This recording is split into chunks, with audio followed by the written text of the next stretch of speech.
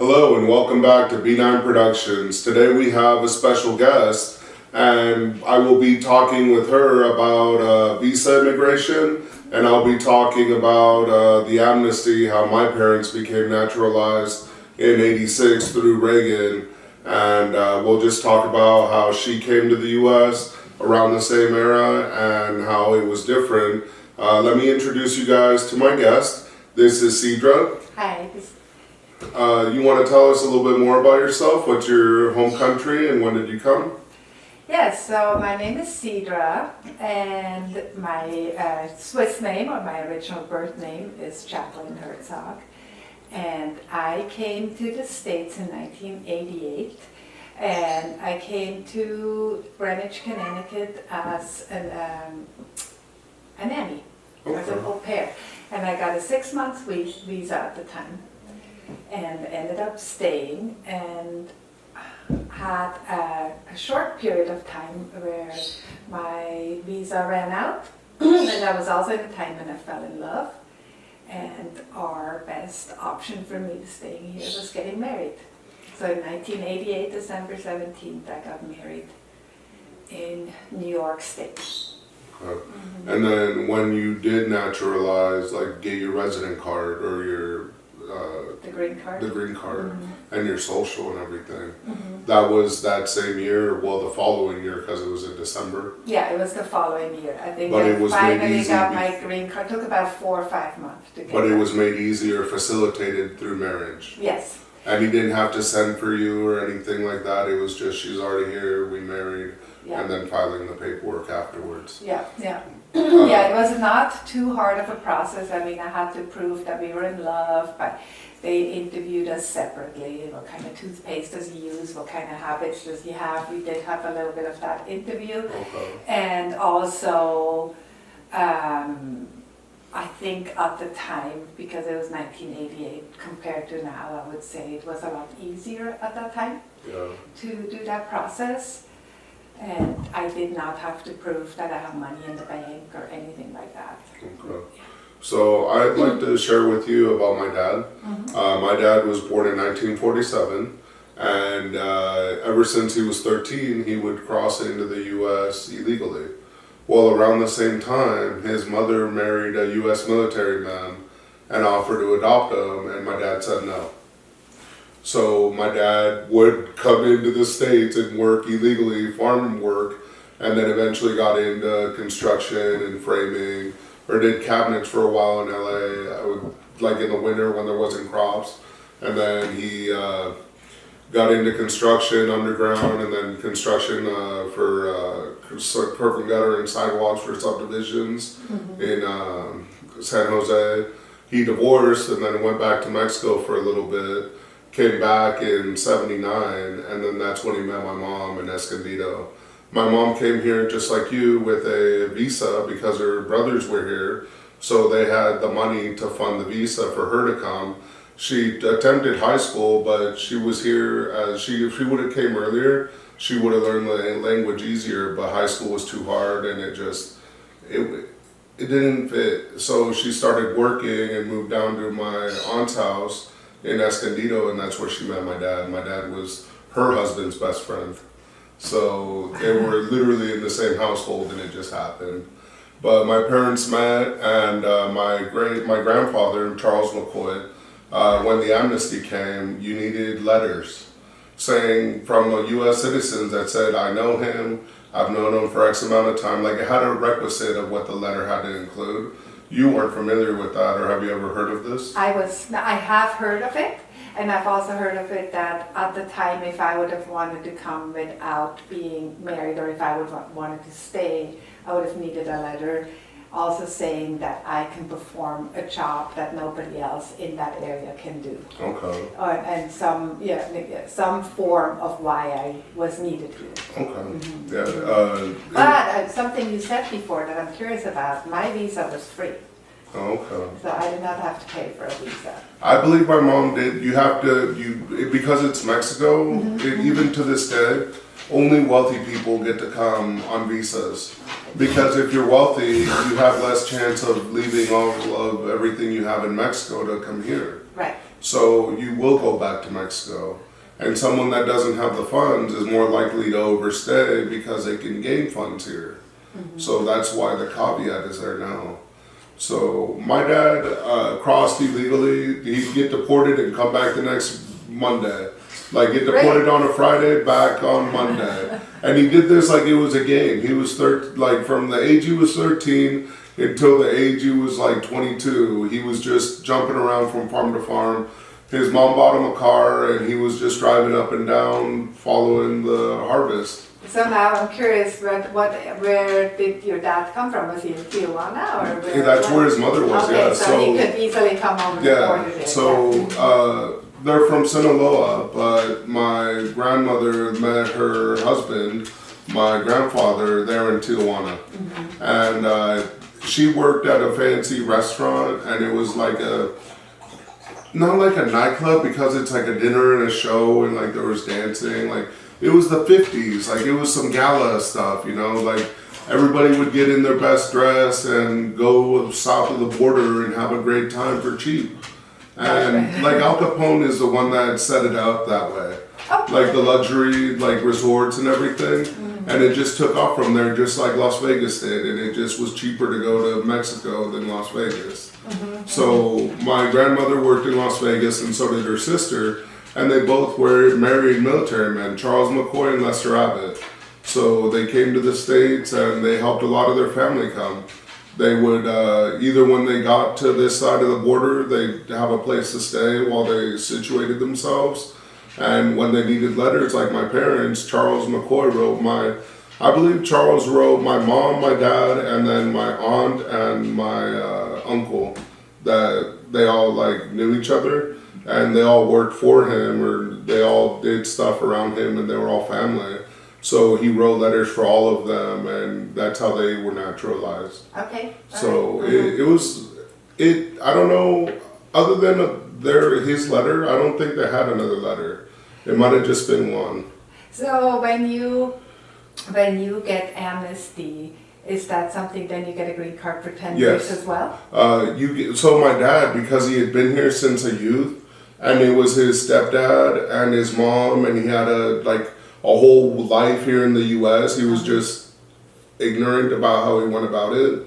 If he would have been adopted at 13, he would have been legal since then. Right. But when they sat him down to give him his green card, they told him, it was like DACA. You've been here since a child. Do you want your residency in 5 years, or your residency like a regular citizenship in 5 years? He's like, no, it's fine. I'll just keep my green card. So we never got the auto one.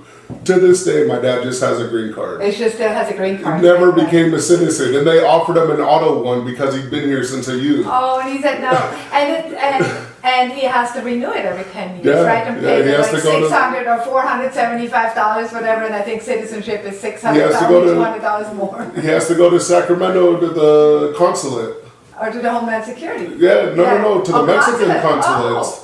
You're correct. I have to go to Homeland Security. I take that back. My dad has to get his passport from the consulate right. because he's still Mexican and because he never became U.S. citizen. Right. But for Homeland Security, he still has to go to Sacramento or Fresno. You're correct. Right, Sacramento has a Homeland Security. Yeah. I think I have to go. One time to Fresno, maybe two, and then one time to Sacramento. Yeah. And that was the thing for me. I've renewed it like 3 times, and finally I was like, I might as well just become a citizen and do it. You know? Tell me about, we talked about back in the day that when I was born in 88, my parents were already naturalized. And I hate the word naturalized because I feel my parents were already natural before that. But exactly, but it's the name of the word. You're naturalized, you're here naturally now. Right. Not against anybody's will type of thing. I don't know what it is. I'd have to read the legal definition. Yeah, that's actually an interesting But why is it naturalized? Wouldn't it be better if they were neutralized? Like you're no longer a threat? Being neutralized can mean a lot of things. I don't even know why don't we just say they're like citizens now? Exactly. It's like you're naturalized now. It's like, was it unnatural before? Am I suddenly organic? I'm probably way more natural than they are. But we like to have fun. But before it was a whole lot easier. Like I said, my dad, he was offered things and it was so easy to go the other way that he declined it. Like I said, for me too, like when I hear people now with their stories in '88, I didn't have to, like some people now have to prove that they have $40,000 in the bank, or whoever is sponsoring them has $40,000 in the bank. I didn't have that at all. Even when I came to the States, they said like you have to have some money in the bank in order to come to support in, yourself. to support, and I had, because you can't work, you get well, but depends on the I visa. came You have as to a work on nanny, it. but at the same time, I remember I had no money. I put, like somebody lent me $900, I put it in the bank and then took it back out, and just so I had proof that there was money in the bank. It was, I didn't come in with much. Now, so have I told you that the biggest visa holders right now, do you know what the biggest country is? Like, what country has the most visa holders per capita to the U.S.? Probably India. Spain. Spain, okay. Spain, Okay. there's a lot of Spaniards that still, tourist visas. Tourist visa. Tourist visas. Right. So I met a bunch of them in Southern Oregon working the hemp fields because it's a cash thing. Right. Yeah. So they were all here as tourists, and they told me about the process, that they had to prove that they had money in the bank to support themselves while they're here, because they don't have the legal status to work to support themselves while they're here. Right, because you can't come in with a visa looking like you have no money, because you're looking like you're coming to travel. Yeah. And so you have to have enough money To travel. to travel. Exactly. Otherwise, you're gonna look like you come work on a hemp farm. Yeah. Which is really Exactly. common what people do in Sacramento. They come into the Sacramento airport. Yeah. You know, and so I do have worked with people that have come like that. I think it's beautiful. It's a beautiful cultural thing. I think Everybody's really, like, not everybody smokes, but you know, like everybody working together for a common purpose, and everybody's hot and sweaty, and like when lunchtime comes, you just hang out and chill with Puerto Ricans, Salvadorians. There were some, but they usually don't work the hemps. There were a lot of Venezuela, Bolivia, Colombia, Peru, Chile. I met a bunch of Chileans. See, where I've worked, I met a lot of Europeans.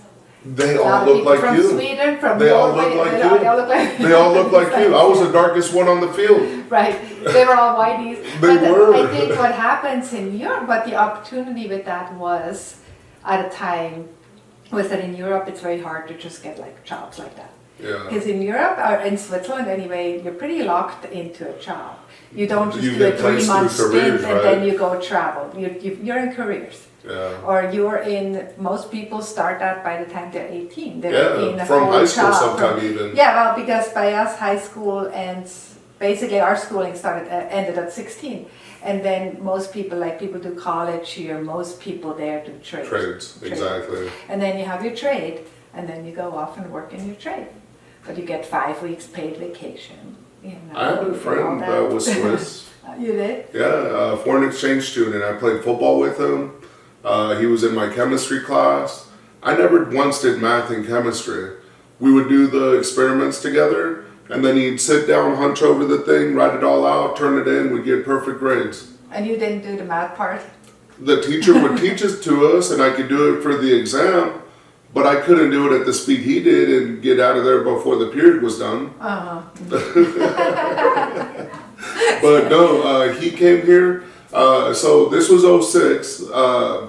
A Leica camera, you know, the really expensive ones from back in the day. Which camera? Leica? I like it, man. I don't know it. I don't know.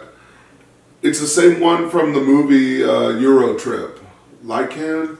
It's a super expensive camera. But anyways, his parents sponsored half, and he got a certificate here for computer science. He had to go down to Sacramento, take a board certificate exam in high school.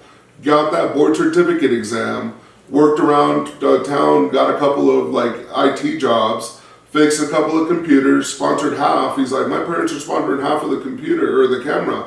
I'm like, what's a sponsor? He's like, they're buying half. I'm like, oh. And so he buys this expensive camera, and he got to his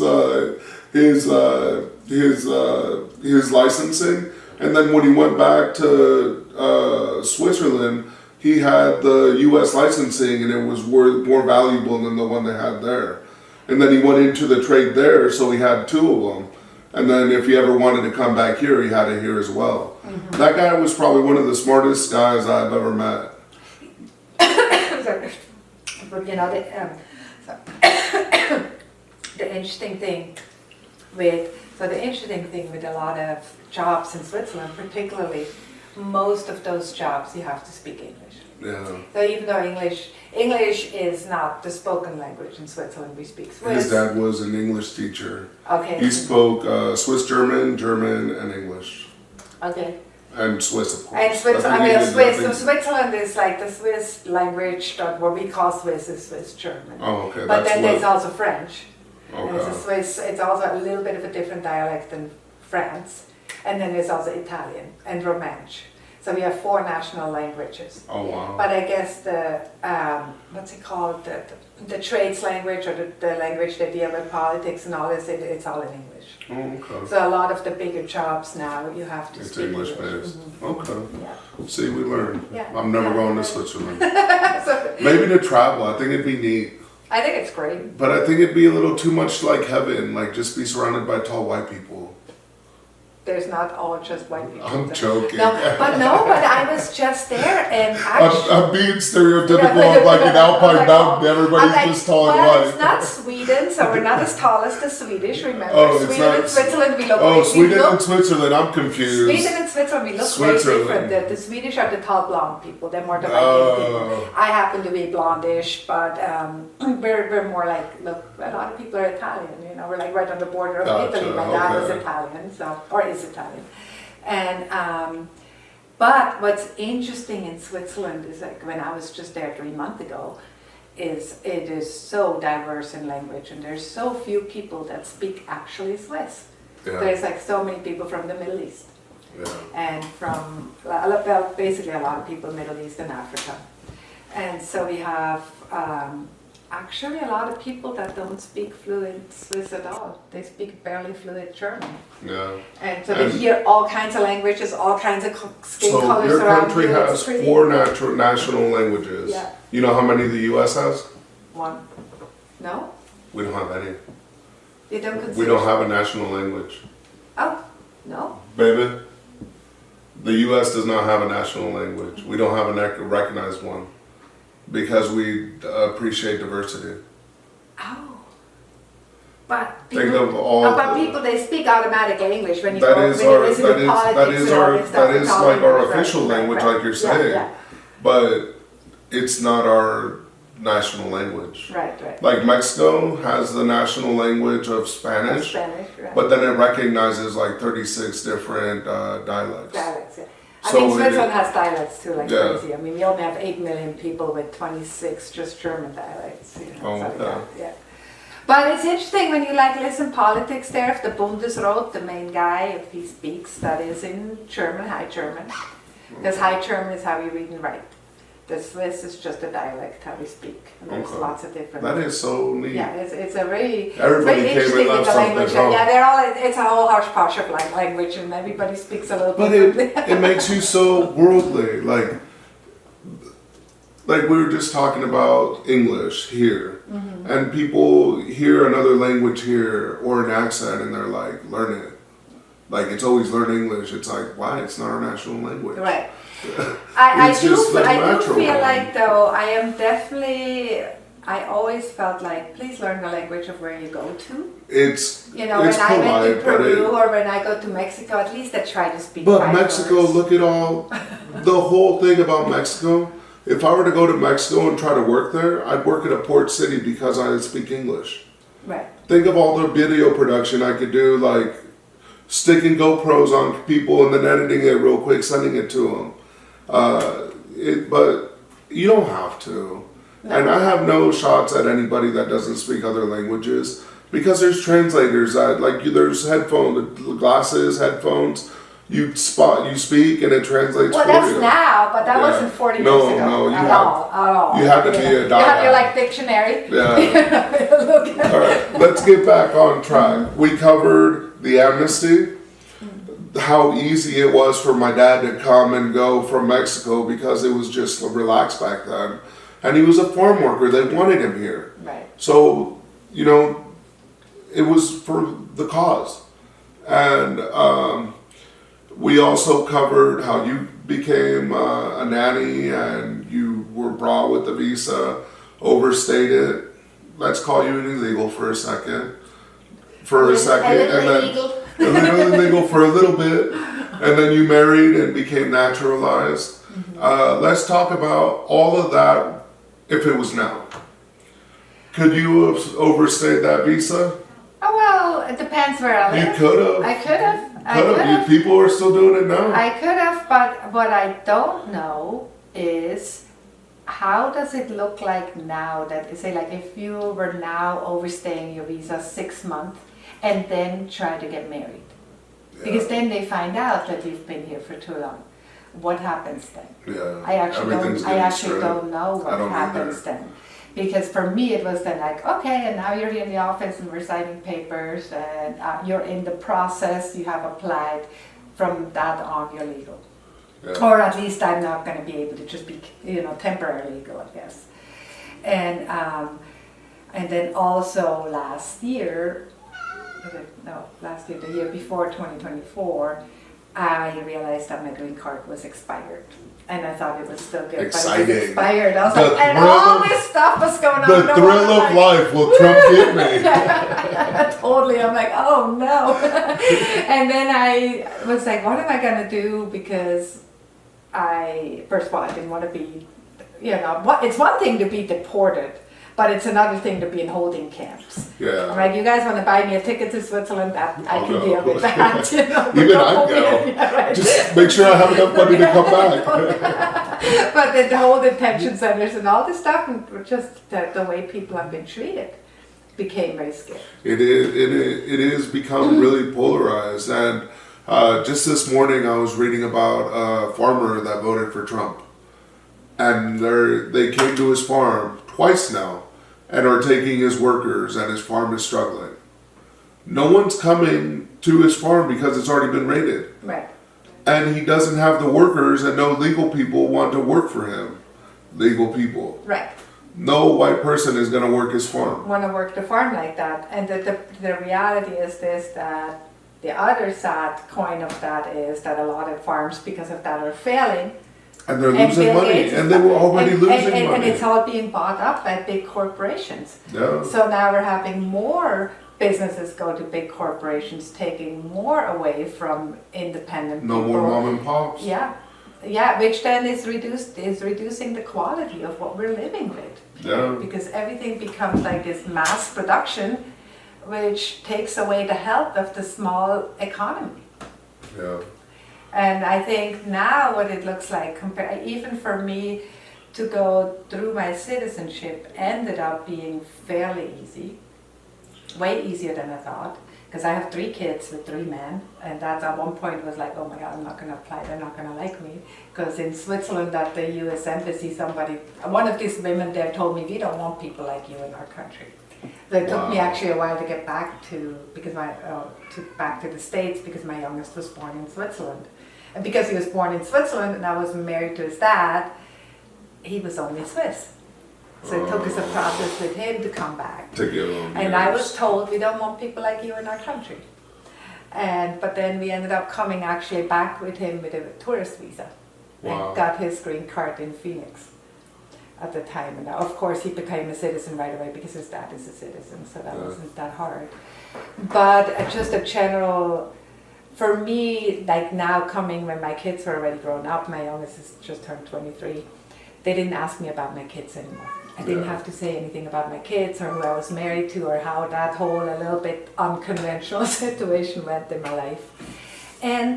But the surprising thing for me was that at the immigration itself or at Homeland Security, there were barely any Native American people there.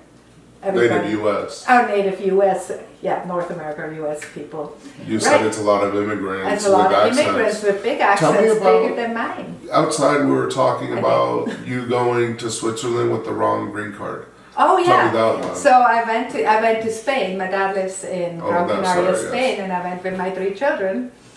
And I guess I'm one of those people that saves my old passports and my old green cards, and accidentally grabbed my old green card. And when we came back from Tenerife to Barcelona, I was going to check in and they're like, your green card is expired, you can't get on the plane. And I was like, with my 3 kids. I'm like, oh my God, what to do? And they're like, just wait here. And we waited like maybe 15 minutes. I remember they held the plane for us even. And eventually they were like, okay, you can get on, but you have to immediately check into Homeland Security in Chicago when you land. Okay. And then we landed, and my 3 children were at that point, I think, maybe 6, 8, and 14 or something, or 12. So they were little kids, but they were not allowed to come inside with me. With you. So the oldest of my kids had to like make sure they're not, they were probably running around the whole airport, but not maybe tearing stuff down. Yeah. and found it very interesting how, first of all, people were treated so badly inside there.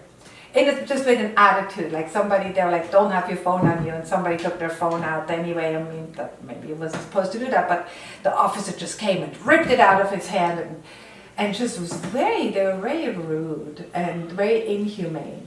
And then you said, and then I came up and they were like, oh, you're Swiss, and they said that, and all of a sudden I was treated really nicely, and they're like, oh, no problem, yeah, you got it, you're good, just send us this something in, like when you get home, and we can see that you're legal. And I felt like I was treated just like so nice, like a queen, and while everybody else was treated so badly, which made me feel uneasy actually. One time, I had one incident with Border Patrol, one time ever in my life. I have always gone in and out with zero problem.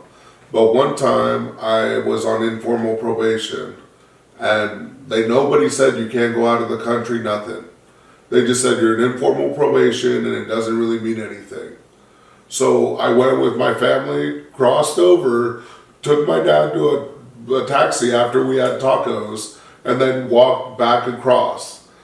They held me and like in a little corral, and my family walked past, and I'm like, hey, I'll be right there. The guy's like, oh, you're with your family? He's like, yeah. I'm like, yeah. He made a quick phone call to the judge or whoever I had informal probation with, and he said he's here with his family. They're like, let him back in, and I was let back in. Oh. But they held me, and I'm like, why would they hold me? Yeah, they hold you back, you can't go back to your probation. They're like, why did you leave? I'm like, I wanted tacos in Mexico. Like, what do you mean? They're like, okay, we understand. Please go. I mean, I had a really funny one coming back from Sayalitas with my kids into LA. And I was with 2 of my kids. And I was a little bit worried they're going to open my suitcase because I had loofah. I had like loofah with the seats. I'm bringing back loofah seats. I probably shouldn't do that, but they were on the bottom of my suitcase. My dad brings back seeds, corn, all kinds of seeds, and he puts them in his pill bottles. Oh, so they never check him. He comes home and he grows Mexican corn every single year. Oh, that's a great idea. Okay, we'll come to your dad. But, and so when we came through, we obviously looked like we came from the beach with sand in our hair, and everybody had like their suits and ties on, and we come closer to the thing. And the guy looks at us, looks at my son, and he goes like, I wonder what this kid's name is. And he opens the passport, and it's Azriel Samara Dolphin Morningstar. And he starts laughing. He's like, okay, go through. Just go. Hippies, get out of here. That's awesome. He opened the right passport. Like, immigration is not scary if you have all your documents. Like I said, I've done it since I was a child. Mm-hmm. And honestly, like, they speak English and Spanish, most Border Patrol agents, but they'll ask you in English, and I always answered for my parents. And my mom was always in the back seat, and my dad was driving, and a little fat kid in the passenger side telling him what was going on. I mean, that's great. What was scary for me for some time was when my kids were littler. Of course, we would go to the border, and they would look at my passport, and then they would look in the back of the car, say, like, in Canada, like, who is this woman up front? Like, who am I? And my kids would have to say, oh, that's my mom. But I remember one of my kids was like, oh, her name is Jacqueline Herzog. I'm like, don't you say mom? her name, like somebody else. One time did they ask my son if they asked who is this because his last name is different. They're like, who is this? He's like, my dad. That's the answer they're looking for. Like, but he was scared. Like, what do you mean? Like, my dad? Like, why do you think I'm with this guy? Why else would I be with him? Yeah, it's a little scary for the kids. In that Well, they're in moment. full battle uniform, like Right. outfits and like big machine With guns. the machine guns And full outfits, scary. yeah, they're Yeah. well, not the one checking you in, but there's a military presence everywhere. Right, yeah. Because yeah. it's the border, it's on Yeah. both sides. Well, not the one checking you in, but the guy right But next to you on everybody, each side, is pretty strapped, much. yeah. That and there's guys in rooms just waiting to come out in case something happens. Right. I've seen them storm out of rooms and it's like a SWAT ready to go. I haven't seen that yet. But I did, my situation, like I said, because I have 3 kids with 3 men, I had to come with 3 signatures that I could travel. I've seen a lot because I walk across Tijuana all the time. So it's really fast, but it's also like you get to see a lot. Like you see people get busted for things and you see it happen right there. If you're driving across, like you see them unloading it, the private area is not that private. Right. It's just the next stall over. Okay. Yeah, I've never gone the border by Tijuana. I've gone to the border by San Antonio. Oh, okay, Oh no, Texas. Brownsville, right? So that's Texas. Yeah. And then I've gone through Nogales, Arizona. That's how we used to exit. Yeah. That's Yeah. but I've never gone through Tijuana. We would fly. Well, Tijuana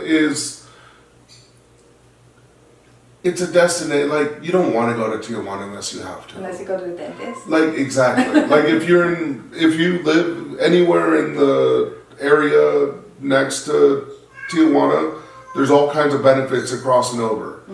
Cheap everything from, like, arts and crafts, like things, you can get your windows tinted, you can get your car fully reupholstered in one day. Like, all kinds of stuff. You know, while we're talking, I just had this thought that I'm curious about that I personally don't understand. So there's always a lot of outrage of people saying that there's all these illegal people coming and getting our benefits. Now, when I came here, and at one point when I had kids, I got benefits, I got food stamps, right? But I had to prove my social security, my green card, my legal status. It wasn't like something, I wouldn't have It's to not know. a handout. I It's wouldn't a know proof. how, it's not that easy can't to do just it. get illegal. And so I think the only time when illegal people actually get some form of assistance if they happen to having to go to the hospital. That, and if the child has the legal, like, all the status. Oh, okay. If they have a green card and everything. But then they only get food stamps for the child and not for you, because at Exactly. one point they have to prove my social, something had to For be each proven child in my and thing, everything, yeah. and I just got food stamp for my child, but I didn't get it for me. Exactly. You know, so I think there might be more of a hype about people just getting benefits. That than and they it's all actually do. income based. And if they're stealing jobs, they must be getting income, so they can't get the benefits anyways. Right. So I don't feel like there's a lot of truth to that. No, like, So- so Jamie actually told me Oregon is going to become universal health next year. Oh, I want to move up there. I was 'cause just thinking, I was just I have thinking the health same thing. We're problems, moving up. and that's limited me, like, getting employment because you have to get best insurance and good pay to, like, because right now I have all medical paid, like everything, and if I get a job that doesn't cover that, then I lose it all. Right. I mean, that's what just happened to me. I was under the income limit. I still have my kids. I have medical. Yeah. And then I was in the middle of a root canal, and I have a regular job now. And they cut me off after it was drilled. It wasn't even fixed, and I got cut off medical, and I have to come up with $3,500 to finish it. Wow. Quit your job and go back. Exactly. That's basically. It's a catch-22. But that's the sad reality. Yeah. That literally, I would have to. It'd be better off for me to be making a lot less money and get medical than being able to pay now. That's where I'm at. Because now I'd I'm on rather make Anthem less and money. everything is a huge copay, and it's not. For me, right. it's less money, but good health, or Right. at least the best health I Right. can be in. But by the time you have to pay for health care, you make more money making less money Yeah. because you're paying so much for health care. Yeah. It's ridiculous anyway. Yeah. Back to the So name that's subject. back to that, but that is part of, I think it's part of the subject, Immigration. it's a part of the story that we're all dealing with, and beyond immigration obviously, but immigration right now is looking a lot different. If we're than trying in to leave, why 1980. would people want to come? I'm joking. Like with the economy wanted to change, we don't want to leave the country. I mean, there's We a want lot the of, economy to be better for sure. yeah, Because money is not going anywhere no more.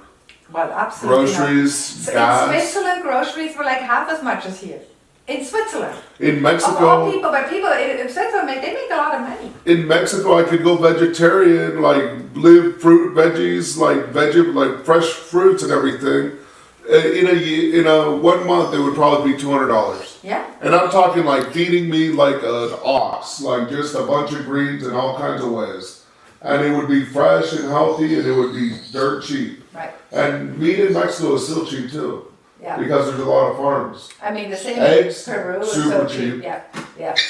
And I mean, for me, becoming like Switzerland, which is definitely considered more of a wealthy country, for me to be going to a grocery store there and feeling like it was cheaper than here, Yeah. it's crazy. And granted, we didn't go to the fanciest bougie grocery store, but we went to a grocery store that had Even organic Walmart's food, and expensive now it had here. organic food and it was cheaper than here. Yeah. I actually have a receipt in my wallet that I'm saving just to see, to prove myself that I was right. Keep it somewhere else. The heat and friction Oh, can yeah, have it it's erased. gonna get erased, yeah. Yeah. But I feel like what is happening with immigration right now is really sad. That brings us to the next point, and one I promised you. I think this could all be resolved if we pulled the Reagan and brought another amnesty, because there hasn't been anything even remotely close to it since DACA, and that's deferment for immigrants brought as children or something like that.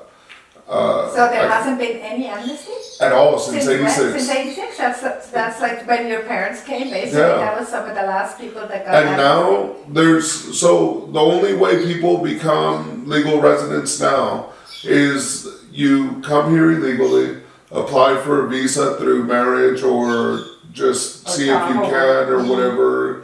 Like you can establish yourself and then apply. And then I got lost. The only way you get you can come here now. Yes. So it's like either through marriage Yes. or through, Once can you still get a visa from? you get brought in through a sponsored job like work visas, like you did, but like forestry, agriculture, farming. And mine wasn't sponsored, I came as a tourist. But the one for the as a nanny, nanny, they did, no, because I'm from Switzerland. I can get a visa as a tourist almost everywhere. Gotcha. And that comes back to the difference from coming from a place like Switzerland than coming from a place like Mexico or South America, period. Yeah. Where most people have to have wealthy status within their own country to be able to even come here. yeah.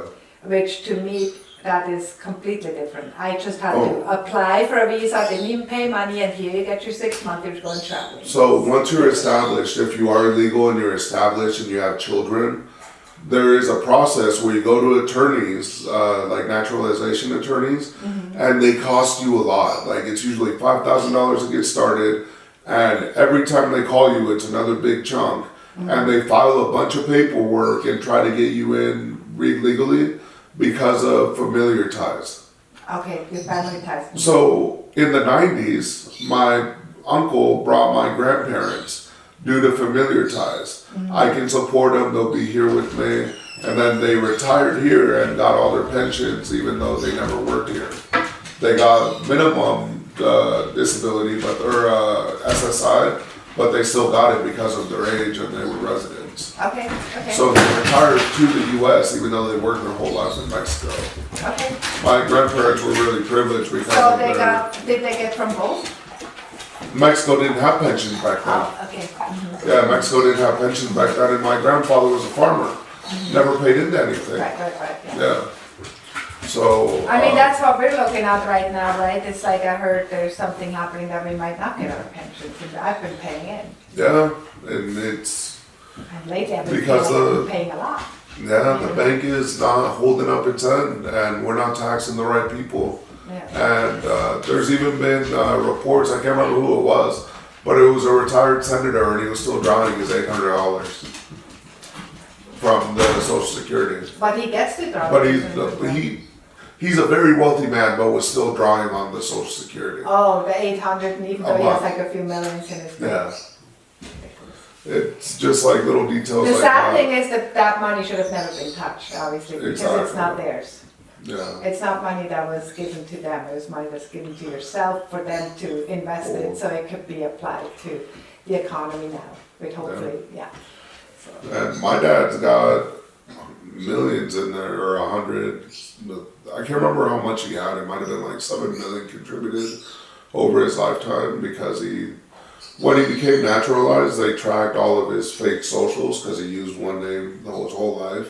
So they just took that data and put it in, and they gave it all back to him. So my dad's been working his whole life here, wow. and he has a fat purse. My dad's purse is so big that his ex-wife tapped into it. Oh, he's Yeah, got a MERS. he worked his whole life. That's great. I mean, same with my mom. My mom is well off and she's worked really, really hard. So, Yeah. you know, there was nothing, I do not come from a rich family at all. And my grandfather died with $35 in the bank, you know, with 8 kids. So, Yeah. So, yeah, so, but you know, it's the inequality of wealth is so startlingly gross at this point. It's not even, it's barely understandable. and that's what makes the immigration, like, the immigration problem here is that, like, Mexico's our neighbor, and look at the disparity of wealth. Mexico has some of the richest and wealthiest houses I've ever seen, and then right next door is the slum. Right. In Mexico too, then, in New York like that. Oh, in Mexico it's even worse. Oh, yeah, yeah. People live in little shacks in one side of town, and then on the other side it's like a white Caribbean like estate type of thing, like just beauty. Yeah, or like in Tulum. Yeah, That is exactly. crazy. I don't actually ever want to go back. Even though it's so beautiful there, but I felt it was so very cartel run or very money. I don't ever go to the tourist places. No. I've been to Tijuana and Rosarito and Mazatlan. I've driven through but never stopped. I just go visit family in Mexico. I don't go touristing. As you can see, Yeah. I look like I don't look like I have family. Everybody's like, you've never been to this place? I'm like, that's a tourist place and I don't go there. My favorite has been Gilitla in Mexico. What is it? Gilitla. Heli, I don't even know where And that that's is. like in the state of San Luis Potosí. Oh, okay. And there's a sculpture garden by Edward James in that place, and it's a small little. See, you village. know more about Mexico than I do. Well, I it's go one to- of the places I don't think I know. I go to Baja, Sonora if I have to drive through it, Sinaloa, Nayarit, and then Jalisco. And if I drive there, those are the ones I cross, but I don't stop at any of them except for Sinaloa and Jalisco. Mm-hmm. You're just driving the whole time. I haven't driven through whole Mexico yet, and I would like to do that. I I grew have up to doing say, it. I love Mexico. Can I just say that? Every time I go there, I feel like the people are so kind and so lively, and so there's music on the street and feels It's a alive. different environment. And actually, it feels to me, this is going to sound really weird, but it feels almost more similar to Switzerland than what the United States is. Because in Switzerland you hear a lot of music on the streets, people are kind and lively, there's not this like, oh, we all have to be quiet and stuff, and it's just more lively. In the US, it's business. Like, well, there's no town square anymore. Like, they have to shut down the street in Wairika to do it like a town thing. Right, right. But, you know, like, it's different. Mexico, there's a town square in every town, and everybody comes together even though there's no address. But everybody's hanging out at the town square. Well, you know where they have it? A Burning Man. I mean, it's really something to study. Economists have studied Burning Man as being I've seen the it. most She wouldn't let me humane. Go with him. It's go. She was in school. Well, it's one of the most the city most accessible for humans to interact and connect. Okay. Because it's got a big center, and from that center, like the clock, has streets going out, and people camp in those streets, and the center is for play. Gotcha. And so that concept to a city, because we could always expand on the outside without affecting the center. The center, yeah. And everybody knows where to go and come together in the center. Yeah.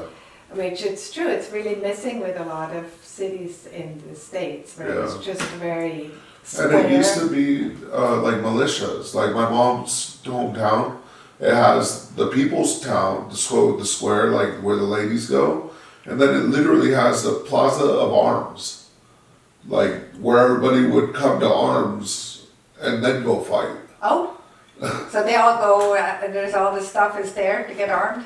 Yeah, well, the municipality was right in front of it. Oh, okay, yeah. So it was, I don't know, Mexico is different. Yeah, it definitely is. And they fought so many things, and they had to rise, like the town, the people have had to rise against imperialism, capitalism, presidencies that are just bad for the country. Like, and what does immigration look like in Mexico? they have the hugest problem.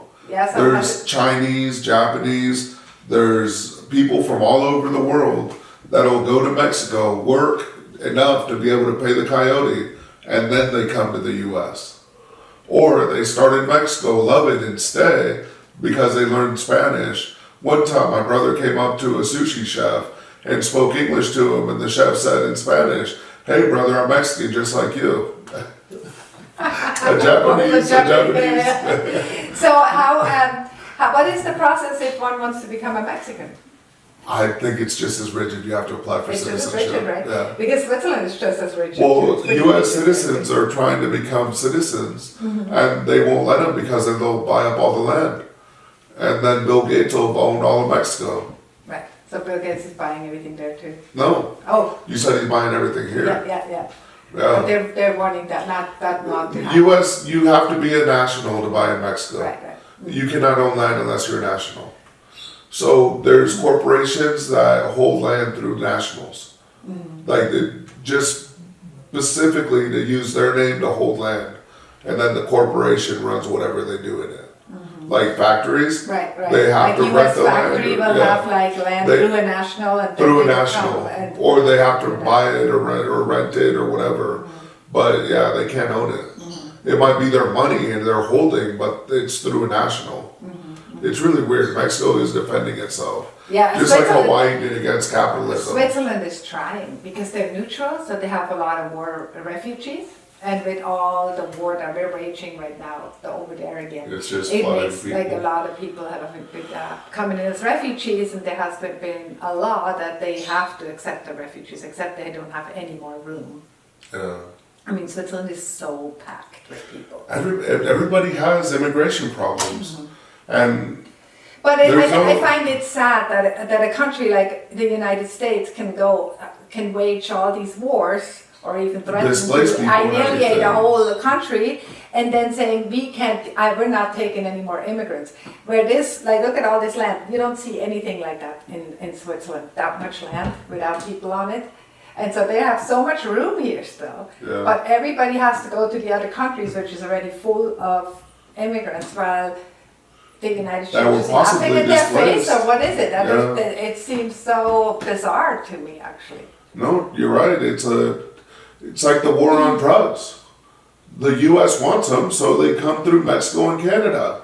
It has nothing to do with Mexico or Canada. Well, That's just the border. Why does Coca-Cola go with the cocaine that they take out of the leaves? Because does? coca leaves is still used to make Coca-Cola, but they're taking the cocaine out of the leaves Oh, before gotcha. it gets put into I didn't know Coca-Cola that. for flavor. Because it's still one of the key flavors of Coca-Cola. I didn't So know where that. are they going? I mean, I've looked into it once, and they're using it supposedly in hospitals for medical things, for, numbing things or whatever. But we don't have. Okay, conspiracy. That was, Heard it that, here first. that was my little conspiracy. I have no idea. Hey, I'm not disclaimer, just I'm not pointing. I love conspiracies. That's just like when I say conspiracy, it's like rabbit hole. Yeah. Go or don't go, up to But you. I'm really curious about it, really. And then, No, seriously, and that's what this is. An open forum. We Right, came right. in with plans for talking about immigration, and we went all over. We went all And over. they all tie together. Yeah, yeah. They all tie together. Yeah. I mean, essentially it boils all down to capitalism to some degree. I want to blame capitalism too. Yeah. I mean, but even what we're doing right now with immigration is going back to capitalism. Well, look at the detention centers. They were privatized, so it's capitalist now. All the jails are private. Oh, you can leave now? I'm going to find out a way to keep you. Right. It's The more same when we money. were talking about foster care system. Yeah. It's also about That was outside. capitalism. Yeah, there's a broken system there too. And that ties into the war on drugs. Your parents use drugs. I'm taking you from your home. You're going to foster care. Neither one get the help they need and are separated. And the only one that's winning is the one pocketing the money. Yeah. And it's kind of the same with, I, for instance, choose to buy organic food. And everybody's I like, can't well, it's afford too. it. Yeah, but the reason why you can't afford it is because the inorganic food is subsidized by the government. That's why it's cheaper. But because it's so much less healthy, you're going to pay more in healthcare. And then you have health issues. And I'm buying organic, and if I get food stamps, even better, because then I can use government money to support organic farms. Yeah. Or like the farmers market. And I feel like that's a whole other con too. Because as an organic farmer, you can't get subsidized by the government. Yeah. And so there's then back to capitalism. It is. It's all back to that. I could talk about that all day long. No, no. So, let's cap it up. Let's bring it all Bring it together. all back together on. Immigration needs some sort of reform because people are still coming here. And there's people that have been here for a long time, and this is their life. And if they were to be displaced, they leave whole families and communities behind. Two, it's just needed because there's war out there and people are trying to better themselves. Right. And this is still the best dream, the American dream. Right. And I think also what I would like to see at the very base minimum with the immigration system, that is people get treated humanely. Yeah. And that their loved ones know if they get put somewhere that they know where they are. And they that have they're contact. And there's no children being taken away from families. I mean, basic human rights. Yeah. Because otherwise this country is like a third world country, just treating people like they're animals, really. Well, They're everybody treated better a lot of times. talks about Germany in World War II. Yeah. And then people say, we didn't know. Well, maybe this is all right, we didn't know, and we don't know. Right. Because we don't see what's in those detention centers. No. When they go with camera crews, maybe it's the best it can be. And they spent a week cleaning them. Right. And we don't get to see what's really there. We don't get to see the reality of it. And yes, in the Second World War, people said, well, we don't know, or maybe we looked away. At least to their defense, there wasn't any internet. There wasn't that much information out there. And the media was controlled by him, so I understand. And the media is still controlled. Yeah. I can totally say, like, I was working for a guy that watches Fox News morning to night. He was very convinced of what he believed through what he was watching. Yeah. And I'm very convinced of what I believed through what I was watching, back to echo chambers and algorithms and all that. And that's another thing we have to be careful of. We think just because somebody's Everybody's in talking their comfort something on a zone. screen and they have a suit or they look reputable, that they are speaking the truth. But Yeah. we don't know. If it makes you feel comfortable, you'll consume it. Yeah, yeah. Or it makes you feel comfortable and it makes you feel like you are Empowered. somebody. Right. Yeah. Sidra, I want to thank you. Thank We you. covered quite a bit, Yeah, yes. thanks for the opportunity to and, talk. Your next podcast, you're going to be talking about, you're doing it with who again? I'm doing Andre? with Andre Ashanti, Yeah. and I'm going to talk about authenticity in social programming Okay. and who are we really. Okay. Yeah. That's very interesting. Yeah, I think it's going to be really fun. Okay. I will give you a copy of this one so you can host it. Mm-hmm. And then, of course, this will live on B9 Productions. Thank you all for your time and have a good one. Thank you. Have a great